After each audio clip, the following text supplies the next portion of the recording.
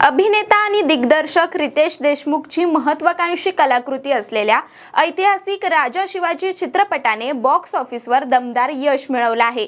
महाराष्ट्र दिनाचे औचित्य साधून 1 मे रोजी प्रदर्शित झालेल्या या चित्रपटाने अवघ्या 8 दिवसात 60 कोटीचा टप्पा ओलांडून मराठी चित्रपट सृष्टीत नवा इतिहास रचला आहे।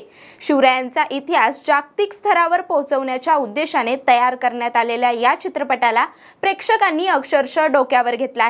विशेष म्हणजे प्रदर्शनाच्या 8व्या दिवशीही या चित्रपटाने 3 कोटीपेक्षा जास्त कमाई करून आपली पकड कायम ठेवली आहे। राजा शिवाजी हा चित्रपट छत्रपती शिवाजी महाराजांच्या आयुष्यातील संघर्षाचा आणि स्वराज्य स्थापनेच्या ध्येयाचा एक भव्य प्रवास मांडतो।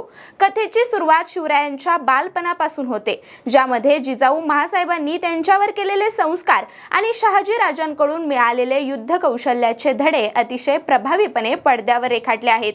रितेश देशमुख यांच्या दिग्दर्शनाखाली बनलेला हा भव्य चित्रपट सुमारे 100 कोटी रुपयांच्या मोठ्या बजेटमध्ये तयार करण्यात आला आहे। या चित्रपटात रितेश देशमुख सोबत जेनेलिया देशमुख, संजय दत्त, अभिषेक बच्चन आणि भाग्यश्री पटवर्धन यासारख्या तगड्या कलाकारांच्या महत्त्वपूर्ण भूमिका आहेत।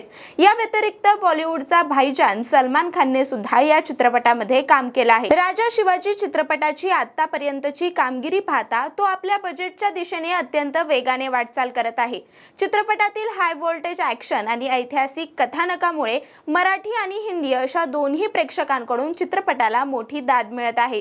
जर तुम्ही हा चित्रपट पाहिला असेल तर हा चित्रपट तुम्हाला कसा वाटला हे कमेंटमध्ये सांगा आणि अशाच नवनवीन अपडेट जाणून घेण्यासाठी आपल्या .com महाराष्ट्रच्या पेजला फॉलो करा आणि यूट्यूबला पाहत असाल तर सबस्क्राइब करायला विसरू नका।